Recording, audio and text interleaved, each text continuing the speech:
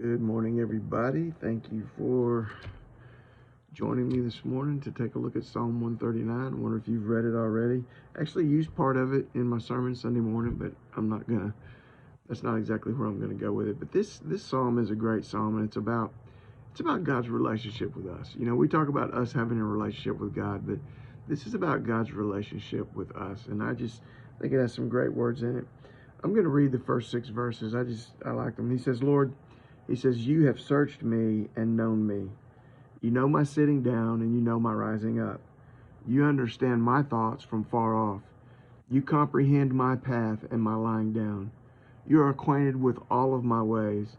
For there is not a word on my tongue, but behold, O Lord, you know it altogether. You have hedged me behind and before. You have laid your hand upon me. Such knowledge is too wonderful for me. It is high. I cannot attain it. And he's just saying here, he says, God, you know everything that there is to know about me. You know me better than I know myself. You know my thoughts. You know what I'm about to say. You know when I lay down. You know every single thing about me. And there's nothing that God doesn't know about who we are, and about what we're doing and about what's going on in our life. God knows. And then he says, there's no way I could ever get away from you. He says, where can I go from your spirit? Where can I flee from your presence?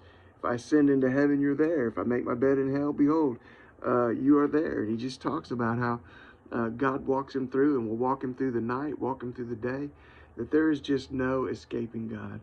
God knows everything about us. Wherever we could possibly go, God is right there to know what's going on. Because listen, he says, for you formed my inward parts. You covered me in my mother's womb. I will praise you because I'm fearfully and wonderfully made. Marvelous are your works. My frame was not hidden from you when I was made in secret and skillfully wrought in the lowest parts of the earth. And so in this section right here, he says, you know everything there is to know about me. You're always going to be no matter where I am. And the reason is because God created you. God created you, and not in just I don't even know how to say what I want to say. God created you in a hands-on way. He says that you formed my inward parts. You literally formed them. Verse 15, he says, and when I was made in secret, he says, and skillfully wrought in the lowest parts. Skillfully wrought. It's an idea of knitting or embroidering, sewing. God took the thread and the needles and the yarn into his hand. He took you personally into his hand, and he made you, exactly who he wants you to be. Now, we all got our quirks, right? I got my quirks and you got yours, but guess what? That's who God made us. We need to embrace who God made us. He knows everything that there is to know about us. Everything. There's nowhere that we could go to get away from him. He made us exactly who we are. And then I like this, verse 17. He says, how precious also are your thoughts to me, O God. How great is the sum of them. Just the things that God thinks about us and the things that God has for us is precious, and the way that God wants for us to go. It's just precious. God loves us. God desires to have a relationship with us. God relates to us in that he knows everything there is to know about us. There's nowhere that we can go that we could ever get away from him, or that we would be where he's not. And he made us intimately, he made us intricately, and he speaks to us and he thinks about us. We are on his mind.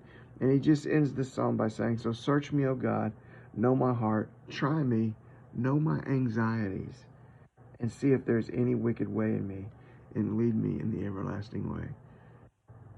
He asked God to know his anxieties. You want God to know you? Ask him to know your anxieties. Put your anxieties on his back. Put your anxieties in his lap.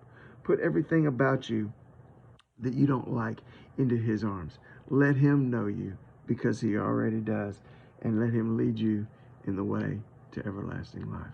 Psalm 139. Read it today. It's good. Use it to fake the day. God bless you. Bye.